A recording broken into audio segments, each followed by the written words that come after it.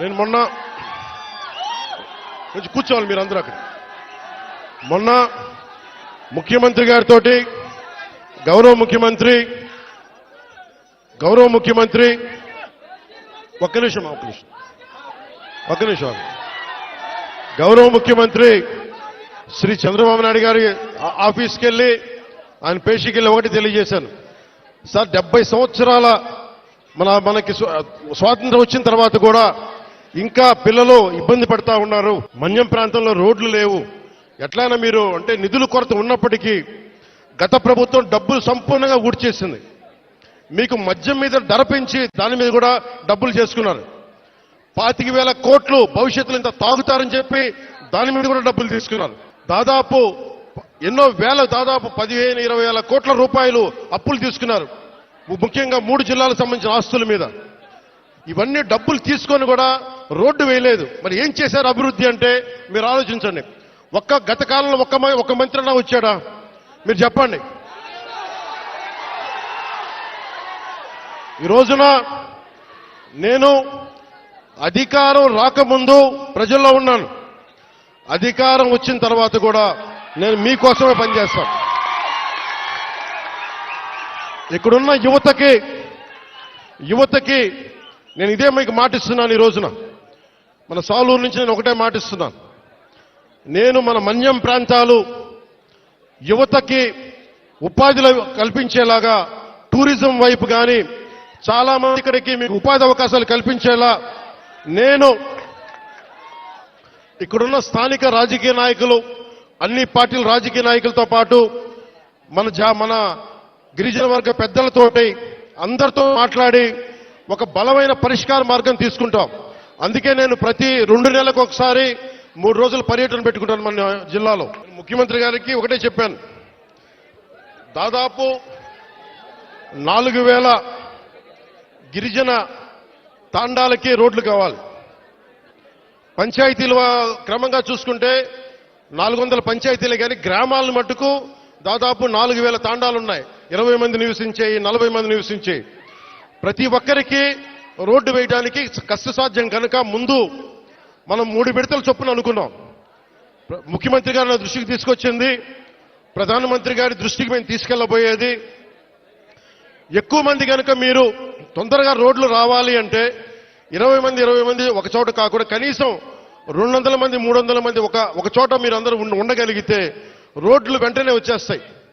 కాబట్టి సమస్య ఏమవుతుందంటే జనాభా తక్కువ అవడం వల్ల డబ్బులు కేంద్ర ప్రభుత్వం నుంచి వచ్చేయి మనం అన్ని మిగిల్చుకొని ఈరోజు చేస్తున్నాం. ఈ రోజున మనం నరేగా మీరు ఇలా అరిచి మీ అభివృద్ధి మర్చిపోతున్నారు. మీరు అరిచి సినిమాలు సరదా నిజంగా మనస్ఫూర్తి చెప్తున్నా. మీకు సినిమాలకి రావాలన్న రోడ్లు ఉండాలి కదా.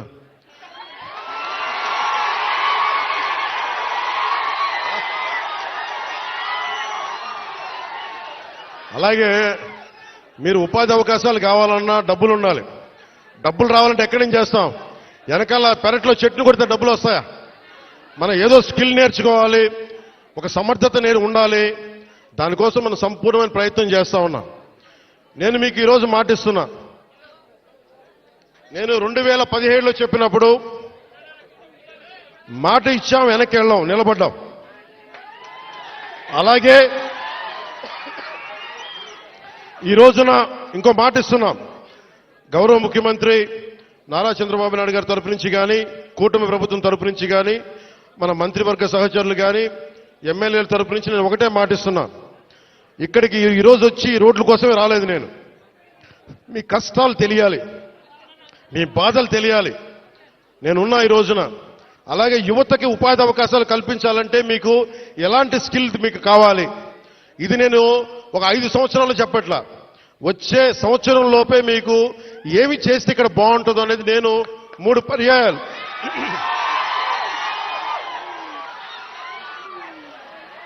నేను 6 నెలలు అయింది ప్రభుత్వం వచ్చి.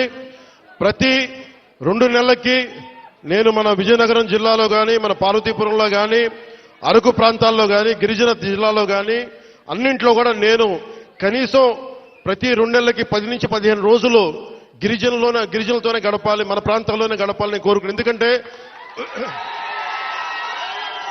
మీ అభివృద్ధి నాకు చాలా అవసరం. మీరు ఆనందంతో ఉండాలి. 70 సంవత్సరాల తర్వాత కూడా ఇంకా మీరు మందులకి, ఇంకా మీరు రోడ్లకి, ఇంకా మీరు ఉపాధి అవకాశాలకి బాధపడుతుంటే చలించే వ్యక్తి నేనున్నాం. దానికి స్పందించే వ్యక్తి ముఖ్యమంత్రి గారు ఉన్నారు. 5 సంవత్సరాల్లో ఒక 5 సంవత్సరాల్లో గత ప్రభుత్వం చేసిన తప్పుల్ని ఎండగడ్డి గొంతు పోయింది.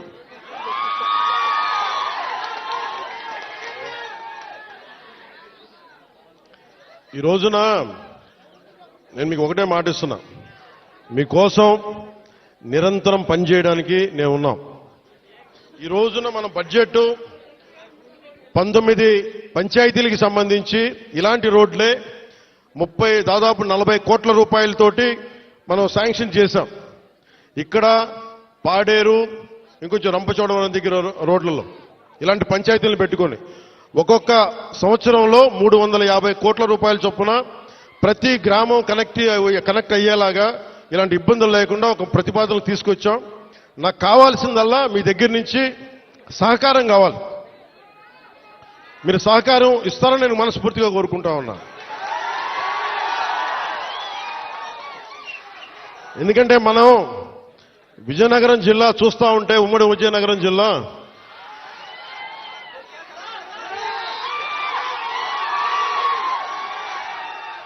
అడవుల్లో కాదు, ఇంత సుందరమైన ప్రాంతంలో పుట్టిన మీరు అదృష్టవంతులే. నేను నిజంగా నా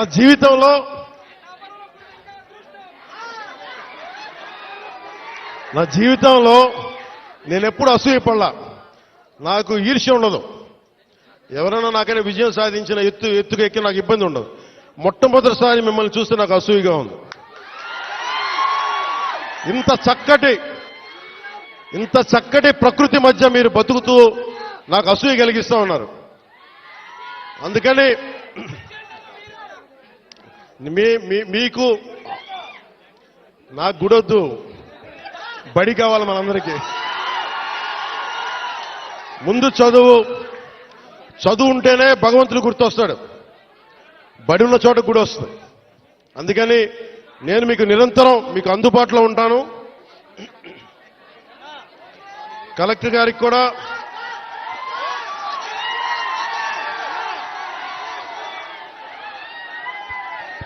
మీరు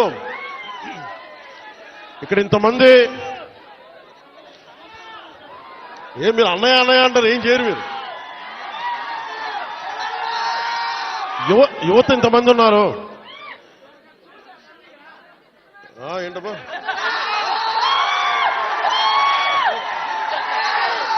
యువత ఇంతమంది ఉన్నారు.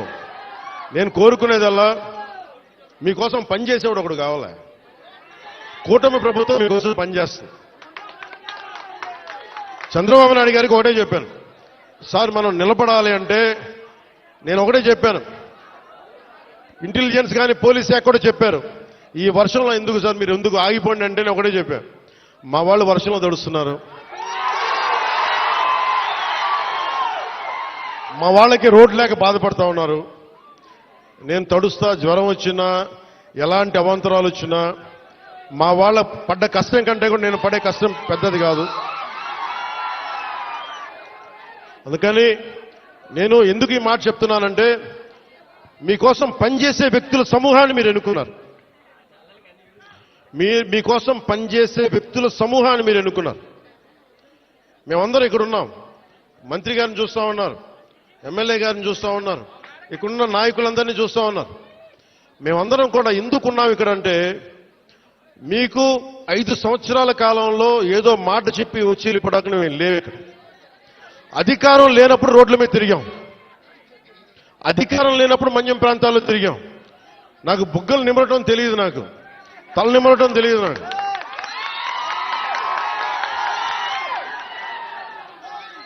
నేను మీ కన్నీళ్లు తుడిచి పారిపోయే వ్యక్తిని కాదు. నేను దూరంగా ఉన్నా, నా రూమ్లో కూర్చొని ఉన్నా మీకోసం నిరంతరం పరితపించే వ్యక్తిని. ఒక మాట ఇచ్చాను, నా పేషీ కూడా ఒకటే మాట చెప్పా, నేను ఇక్కడే ఉండాలి, 2 నెలలకు ఒకసారి 10 రోజులు చొప్పున నేను మన్యం ప్రాంతం మొత్తం తిరగాలి. నేను ఒక్కొక్క యువకుడికి మాటిస్తున్నాను, ఒక్కొక్క యువతికి మాటిస్తున్నాను, ఒక్కొక్క గిరిజన తల్లులకి మాటిస్తున్నాను, ఒక్కొక్క గిరిజన పెద్దలకి మాటిస్తున్నాను. నేను మీకోసం ఒళ్ళు వంచి పనిచేస్తాను మీకోసం.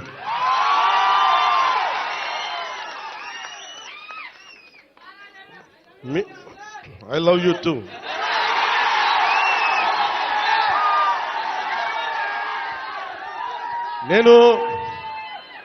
నేను మీకు చెప్పినంత ఐ లవ్ యూ నా బిడ్డలకు కూడా చెప్పలేదు. నేను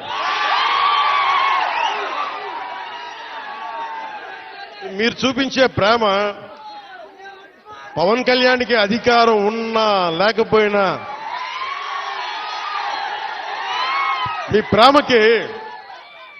మీ ప్రేమకి నేను రుణగ్రస్తుడిని. ఏం చేస్తే రుణం తీర్చుకుంటాం. ముఖ్యంగా ఇక్కడున్న యువతకి ఈ రోజున మన కూటమి ప్రభుత్వానికి మీరు 164 సీట్లు ఇచ్చి, అలాగే ఎంత 164 కదా 11 అంటే వాళ్ళ 11 మన 164 175 ఓకే 164 సీట్లు ఇచ్చి 21 ఎంపీలు ఇచ్చారంటే మేమేదో ప్రతి ఎంపీని బాధ్యత తీసుకునేలా చేస్తాం. ఎంపీ అంటే ఒకటే చెప్తున్నాం, మీరు ఢిల్లీలో కూర్చొని చాలాసార్లు చెప్పాను, కాదు మీకోసం పని చేయడానికి. నేను పని చేస్తా, పని చేయనిస్తా. యువతకి ఒకటే అడుగుతా ఉన్నా, మీరు మీ నాయకులు, ఇప్పుడు నేను ఒక మాట చెప్పా, మీరు నాకు వెంటనే 2019లో మీరు నన్ను గెలిపించలా, మీరు నన్ను టెస్ట్ చేశారు కదా, నిలబడతాడా లేదా అనేది. అలా కాదు, నేను అనేది మంచిది, పరీక్షించాలి నాయకుడిని. పరీక్షించిన తర్వాత నిలబడతాడా లేదా అని తెలియాలి. అలాగే ఈ రోజున ఇప్పుడు రోడ్లు, ఇందాక దారిలో వస్తుంటే రోడ్లు వేయిస్తున్నాం, బీటీ రోడ్లు వేయిస్తున్నాం, సీసీ రోడ్లు వేయిస్తున్నాం. అవి క్వాలిటీ రోడ్లు ఉన్నాయా లేదా అనేది ప్రమాణాలు ఉన్నాయి, అది మీరు కూడా చెక్ చేయాలి. మీరు గొడవ పెట్టుకునే అవసరం అయితే రోడ్లు క్వాలిటీ లేదు, ఎందుకు క్వాలిటీ లేదు, మీకు సంక్షేమ హాస్టల్స్ లో ఇబ్బందులు ఉన్నాయి, మాట్లాడండి. మీరు గట్టిగా ఉంటే కలెక్టర్ గారికి బలం వస్తుంది మిగతా వాళ్ళని పనిచేయించడానికి. మీరు గట్టిగా ఉంటే మనకి ఎమ్మెల్యే గారికి బలం వస్తుంది. మీరు గట్టిగా ఉంటే మేడం గారికి బలం వస్తుంది. మీరు బలంగా ఉంటే మేము డబ్బులు ఎవరికి చెప్పండి, మనందరం కష్టపడుతున్న డబ్బులు, మనందరి డబ్బులు, ఎవరి దయా దక్షిణ్యాల మీద లేవు డబ్బులు. ఇక్కడ మన కష్టం ఇది.